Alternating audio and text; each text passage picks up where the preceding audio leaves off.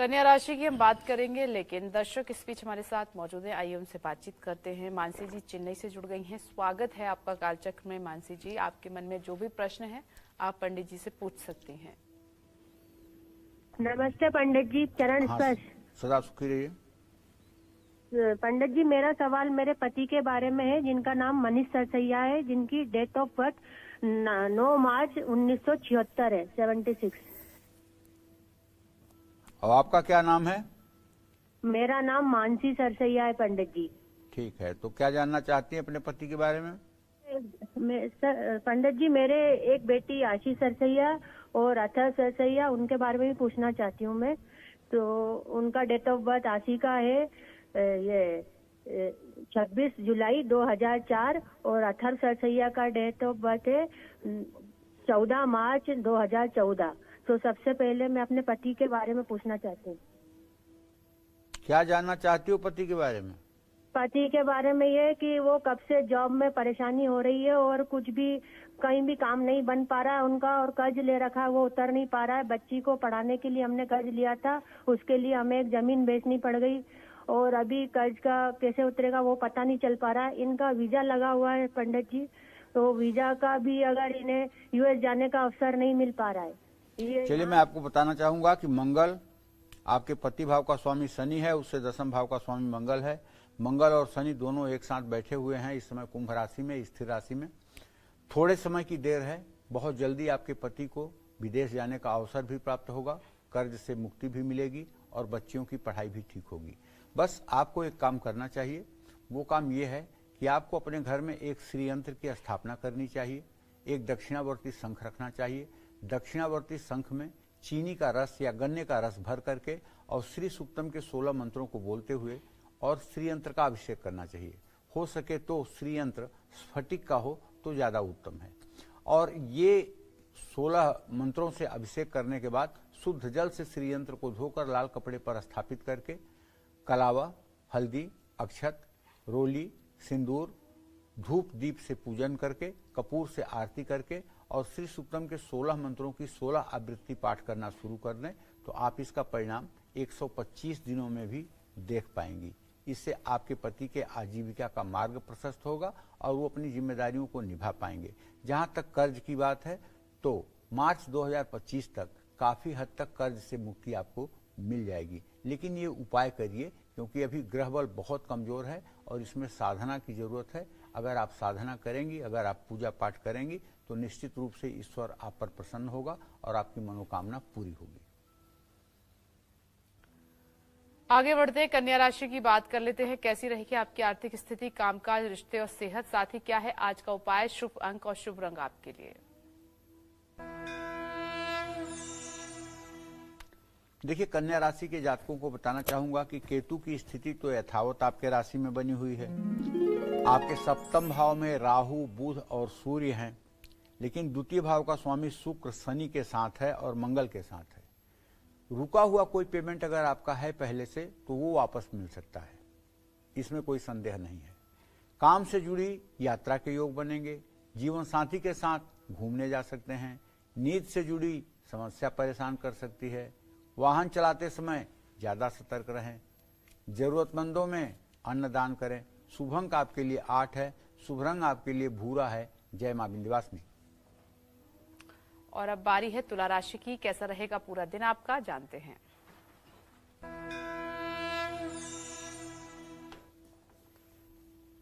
तुला राशि के जातकों को बताना चाहूंगा कि आपका राशि स्वामी शुक्र इस समय आपके पंचम भाव में गोचर कर रहा है और आपके नवम भाव में इस समय चंद्रमा है, जो गमन का स्थान है, यात्रा का स्थान है। तो आज काम से जुड़ी यात्रा धन लाभकारी होगी, इसमें कोई संदेह नहीं है। ऑफिस में अपना काम आप दूसरों के भरोसे पर न छोड़ें। भाई के साथ विवाद की संभावना बनी हुई है। दिन भर उत्साहवर्धक कार्य होंगे, स्वास्थ्य ठीक रहेगा। बस सावधानी आपको यह है कि किसी नई योजना में निवेश करने से बचिए। जेब में नारंगी रंग का एक रुमाल रखिए। शुभ अंक आपके लिए 4 है, शुभ रंग आपके लिए नारंगी है। जय मां विंध्यवासिनी। एक और दर्शक इस वक्त हमारे साथ मौजूद हैं, इसके बाद हम चर्चा को आगे बढ़ाएंगे। गुजरात से आशा जुड़ गई हैं। स्वागत है आपका कालचक्र में। अपना प्रश्न पंडित जी से पूछिए। पंडित जी कोटि कोटि प्रणाम। हाँ, मैं आपके बताए उपायों द्वारा हमारे सबका कई रिश्तेदारों का घर बन गया, उसके लिए आपको खूब खूब धन्यवाद। आपके कारण हमारा जीवन शैली में बहुत सुधार आया है। पंडित जी मुझे मेरे बेटे के बारे में पूछना था। उसका जन्म है 2 नवंबर 2009 और सुबह का जन्म है 10:42 का। तो वो अब 10वीं कक्षा में आएगा। तो पढ़ाई में वैसे वो बहुत अच्छा है, पर हम चाहते हैं कि वो 10वीं की एग्जाम में गुजरात में टॉप करे। इसके लिए आप कुछ उपाय बताइएगा। और पंडित जी मेरा घर बिक जाए उसके लिए कोई उपाय बताइएगा कृपा करके। देखिए, आपका बेटा बहुत अच्छा करे, इसके लिए तो आपको चाहिए कि आप अपने बेटे से कहिए कि सूर्योदय के समय सूर्य को जल देना शुरू कर दे और 24 बार रोज गायत्री मंत्र बोलना शुरू कर दे। अगर वो 24 बार रोज गायत्री मंत्र बोलना शुरू कर देगा और सूर्य को सूर्योदय के समय जल देना शुरू कर देगा तो निश्चित रूप से उसका प्रदर्शन बहुत अच्छा हो जाएगा। दूसरी बात, जहां तक घर बेचने का है, तो देखिए इस विषय में तो मैं यही कहना चाहूंगा कि घर अभी अगर आप मई के बाद बेचें तो उसका अच्छा पैसा मिलेगा। मई के पहले अगर आप घर बेचती हैं तो उसमें आपको नुकसान होने की संभावना है। और मई के बाद भी अगर आपका घर नहीं बिकता है तो आपको एक पीले कपड़े में थोड़ी सी पीली सरसों बांध करके और अपने घर के पश्चिम उत्तर के कोने में कहीं उसको छिपा करके रख दीजिए। जिस घर को बेचना है तो फिर उस घर का 64 दिनों के अंदर बिक्री हो जाएगी और बिक्री के बाद आप अपनी सरसों को निकाल करके और उसे किसी पवित्र नदी में डाल दीजिएगा। जय मां विंध्यवासिनी। आगरा से दर्शक जटाशंकर जी जुड़ गए हैं। स्वागत है आपका कालचक्र में। अपना प्रश्न पंडित जी से अब आप कर सकते हैं। हाँ पंडित जी प्रणाम, चरण स्पर्श। सुखी रहिए भैया। हाँ पंडित जी, हम जौनपुर के रहने वाले में से आगरा में रह रहे हैं और आपका दर्शन भी हम विंध्याचल में किए हुए हैं। जय मां विंध्यवासिनी जी। हम लोग सब परिवार आपके आशीर्वाद से वहाँ पे हमने पूजा पाठ भी किया था। बहुत दिनों बाद 2 बच्चे हुए हैं जुड़ुआ। हाँ बोलिए जटाशंकर जी, क्या जानना चाहते हैं? हाँ तो पंडित जी यही कि अब हमारा प्रमोशन इधर कब है और हमारा जहाँ पर हम काम कर रहे हैं आगरा में ही है, क्योंकि बच्चे छोटे हैं, मतलब 20-21 साल बाद हुए हैं शादी के, तो वो लोग साथ में ही रहते हैं। तो कहीं इधर उधर ट्रांसफर न हो, जैसे यहीं पढ़ते रहें, बस ये था। और बच्चों की पढ़ाई लिखाई ठीक ठाक चले, इसके लिए क्या करें? अस्थायी रूप से आगरा में जहाँ हम काम कर रहे हैं वहीं बने रहें, इसके लिए क्या करें पंडित जी? आपके देखिए, इसके लिए तो मैं आपको एक ही चीज कहूंगा, अस्थायित्व प्राप्त करने के लिए और जहाँ हैं वहीं बने रहने के लिए आपको चाहिए कि नित्य आप हनुमान चालीसा और दुर्गा चालीसा का पाठ किया करें और विंध्येश्वरी स्तोत्र का पाठ किया करें।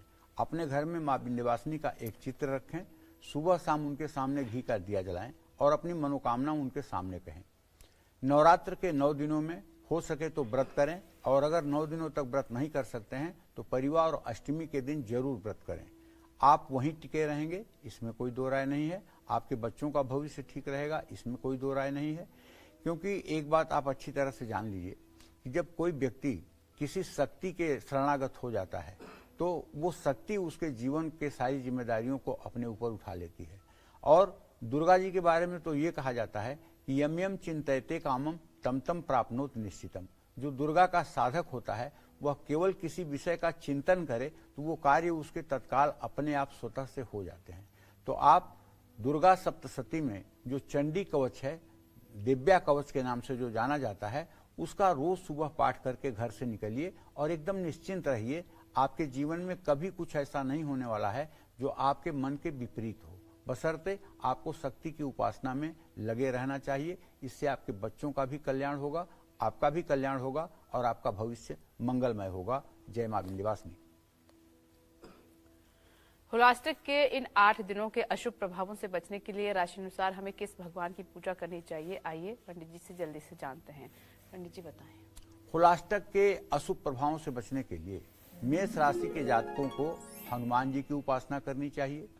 वृषभ राशि वालों को माँ लक्ष्मी की पूजा करनी चाहिए। मिथुन राशि के जातकों को माँ दुर्गा की उपासना करनी चाहिए। कर्क राशि के जातकों को भगवान शिव की पूजा करनी चाहिए। हुलाष्टक के अशुभ प्रभावों से बचने के लिए सिंह राशि के जातक भगवान सूर्य की उपासना करें। कन्या राशि के जातक माँ दुर्गा की उपासना करें। तुला राशि के जातक अपने घर में साफ सफाई का ध्यान रखें, छोटी कन्याओं को भोजन कराएं। वृश्चिक राशि के जातक हनुमान जी की उपासना करें और चंद्रमा को अर्घ दें। धनु राशि के जातक मंदिर में पीली वस्तुओं का दान करें और भगवान विष्णु की पूजा करें। मकर और कुंभ राशि वाले शनि देव की पूजा करें, भूखों को भोजन कराएं। मीन राशि वाले मंदिर में पीली वस्तुओं का दान करें। जय मां विंध्यवासिनी। और अब बात करते हैं वृश्चिक राशि की। जानते हैं कि आज का दिन आपके लिए कैसा रहेगा।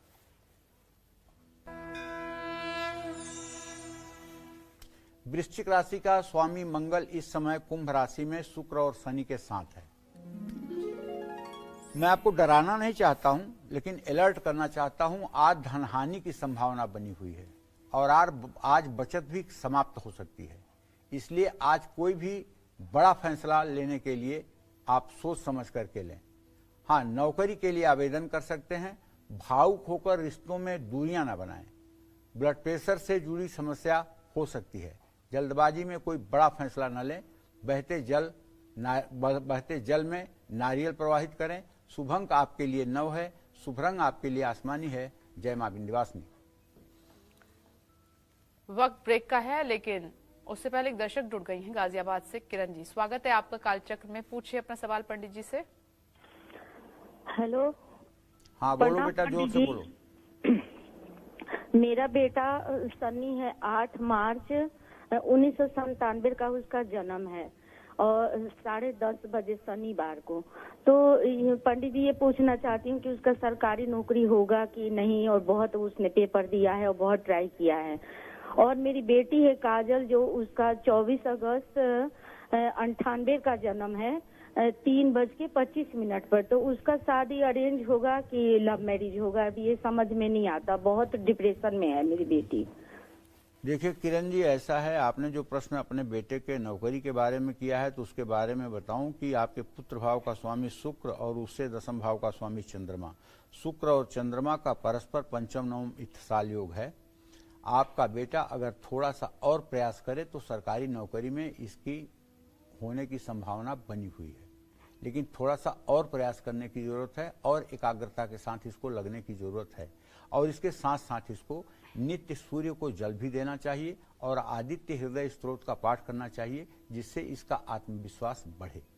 जहां तक दूसरा प्रश्न आपने किया है किरण, अपनी बेटी के विवाह के लिए, तो उसके बारे में आपसे ये बताना चाहूंगा कि आपके पुत्री का विवाह लव मैरिज होने की संभावना ज्यादा दिखाई दे रही है। अरेंज मैरिज की संभावना बहुत क्षीण है। इसलिए अगर ये किसी को पसंद करती है तो आप लोग उस पर विचार कर लें। अगर रिश्ता योग्य हो तो उस पर आगे बढ़ने में कोई बुराई नहीं है। जय मां विंध्यवासिनी। धनु, मकर, कुंभ और मीन राशि वालों की किस्मत आज कैसी रहने वाली है? कौन से उपाय इनकी हर उलझन को सुलझा सकते हैं? साथ ही कौन है आज के ईमेल कुंडली विजेता? ये सब जानेंगे छोटे से ब्रेक के बाद। देखते रहिए आप कालचक्र।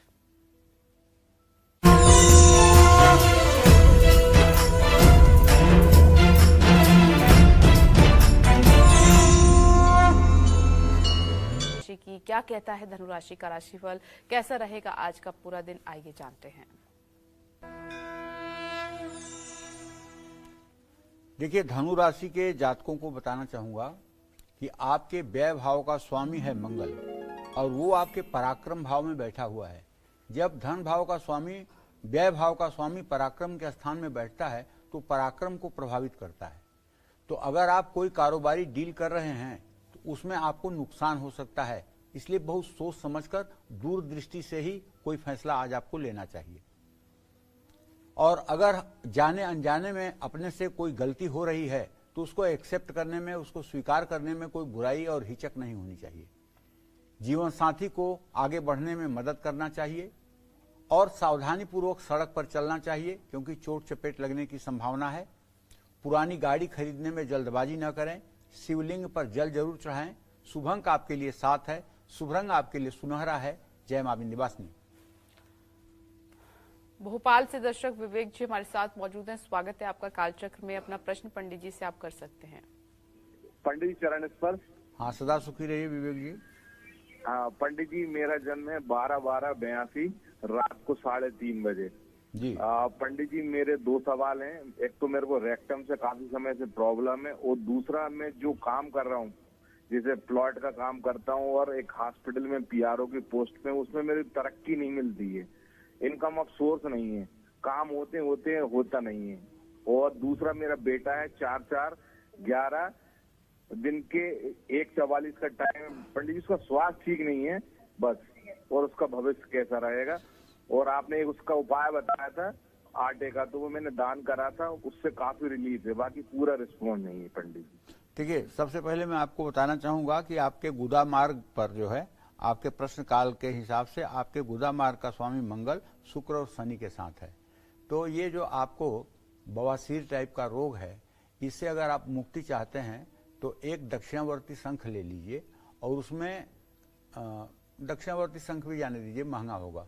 एक कांसे का कटोरा ले लीजिए, और कांसे के कटोरे में लगभग 100 से 150 ग्राम गाय का कच्चा दूध ताजा भर करके, और मुंह को लगा करके नींबू निचोड़ते हुए और गायत्री मंत्र मन में बोलते हुए, सोचते हुए, और उस दूध को पी जाइए।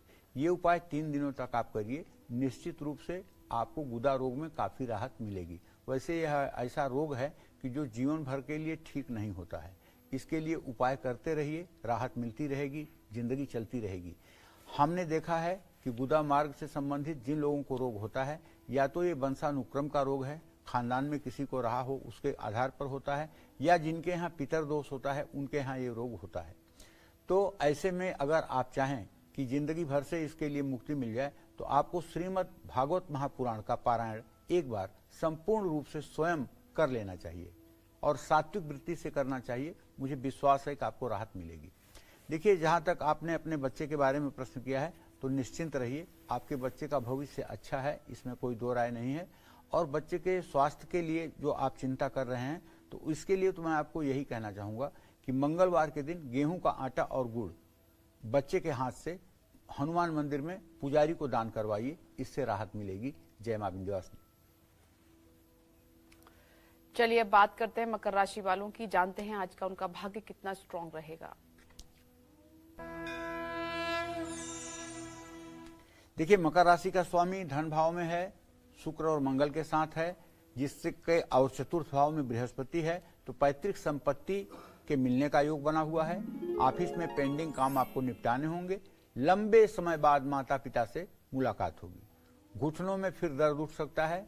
किसी से कर्ज बिल्कुल ना लें। भगवान गणेश को दुर्वा अर्पित करें। शुभ अंक आपके लिए 8 है। शुभ रंग आपके लिए पीला है। जय मां विंध्यवासिनी। बारी है कुंभ राशि की, जानते हैं आज आपका भाग्य आपका कितना साथ देगा।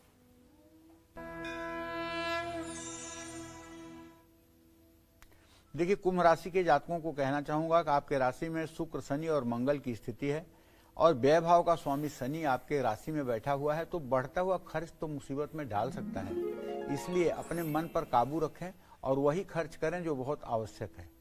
किसी बड़े काम में आपको सफलता मिल सकती है, लेकिन अपना स्वभाव शांत रखें। रिश्तों को उलझने ना दें। मानसिक तनाव आपके स्वास्थ्य को बिगाड़ सकता है। किसी को अपना वाहन बिल्कुल नहीं देना चाहिए। माँ दुर्गा के मंदिर में घी का दिया जलाना चाहिए। शुभ अंक आपके लिए 5 है। शुभ रंग आपके लिए सफेद है। जय मां विंध्यवासिनी। चलिए बात करते हैं मीन राशि वालों की, जानते हैं आज उनका भाग्य कितना स्ट्रांग रहेगा।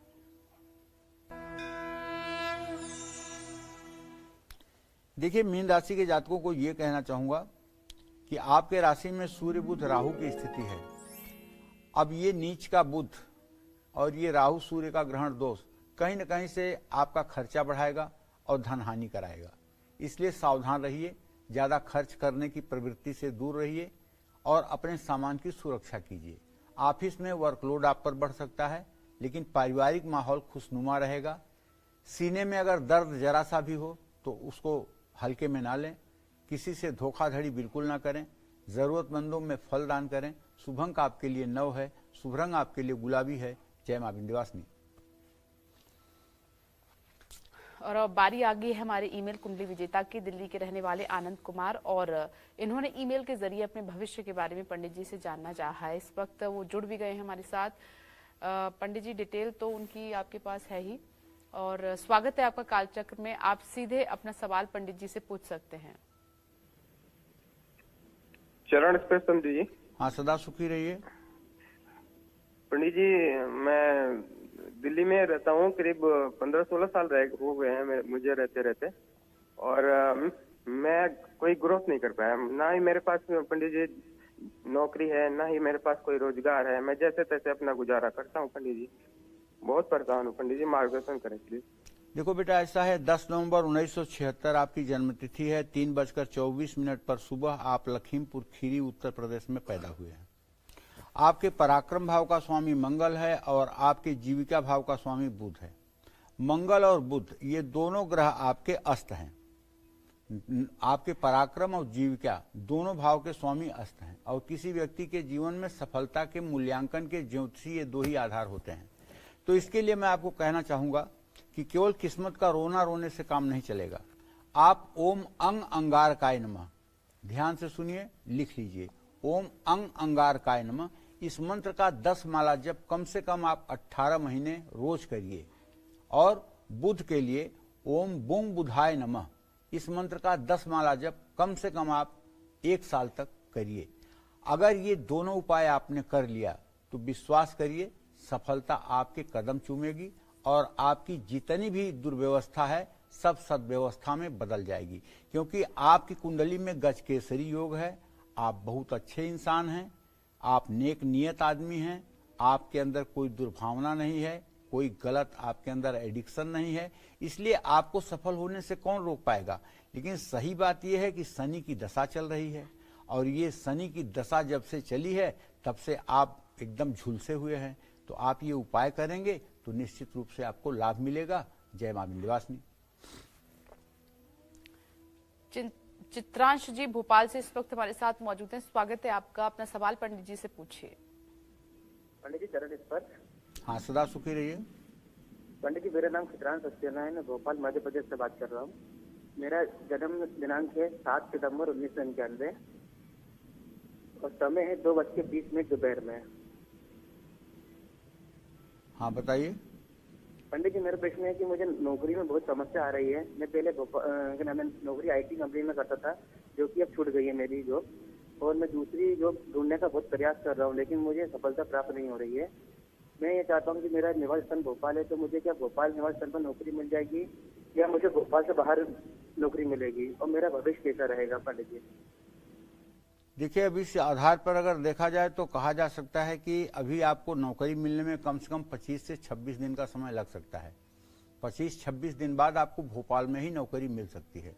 लेकिन आपने जो प्रश्न किया कि आपको भोपाल में रहना चाहिए कि भोपाल से बाहर जाना चाहिए, तो हमारे हिसाब से स्थिर राशि में अगर देखा जाए ग्रहों की स्थिति, तो उसके आधार पर तो यही कहा जा सकता है कि अगर आप भोपाल में भी रहेंगे तो कोई बुराई नहीं होगी, और यहाँ भी आपका भाग्य साथ देगा, इसमें कोई दो राय नहीं। जय मां विंध्यवासिनी। और कौन सी ऐसी मूर्ति है जो आपकी किस्मत को चमका सकती है, इस मूर्ति के बारे में जानेंगे पंडित जी से, लेकिन छोटे से ब्रेक के बाद। बने रहें और देखते रहें अपना मन पसंदीदा कार्यक्रम कालचक्र।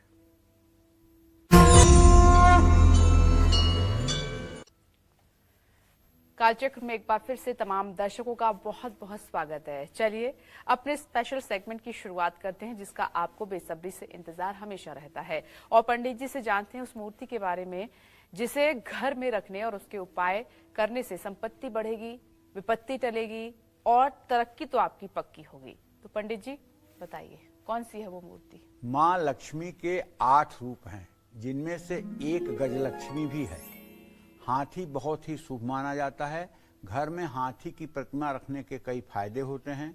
हाथी का संबंध विघ्नहर्ता गणेश जी से है। अपने घर के मुख्य द्वार पर हाथी की मूर्ति लगाने से परिवार की रक्षा होती है। अपने बेडरूम में पीतल का हाथी रखने से या हाथी की बड़ी तस्वीर लगाने से पति पत्नी के मतभेद खत्म होते हैं। ड्राइंग रूम में पीतल का हाथी रखा जाए तो ये शांति और समृद्धि का कारक होता है। जिस हाथी की तस्वीर या मूर्ति में उसकी सूंड झुकी हो तो ऐसी मूर्ति घर में रखने से सुख शांति आती है। जिस हाथी की तस्वीर या मूर्ति में उसकी सूंड ऊपर उठी हुई हो, इससे तरक्की होती है, धन और संपत्ति बढ़ती है। अपने बच्चों को आज्ञाकारी बनाने के लिए अपने घर में हाथी और उसके बच्चों की प्रतिमा जरूर रखनी चाहिए। जय मां विंध्यवासिनी। पंडित जी, आपका बहुत बहुत धन्यवाद इतनी अहम जानकारी देने के लिए। तो इसी के साथ उम्मीद करते हैं कि विषय आज का हमारा आपको पसंद जरूर आया होगा। कल फिर एक नए विषय और आपकी परेशानियों को दूर करने के लिए ढेरों उपाय लेकर आएंगे हम पंडित सुरेश पांडे जी के साथ। तब तक के लिए काल चक्र की टीम को दीजिए इजाजत। देश दुनिया की बाकी खबरों के लिए आप देखते रहें News 24। नमस्कार।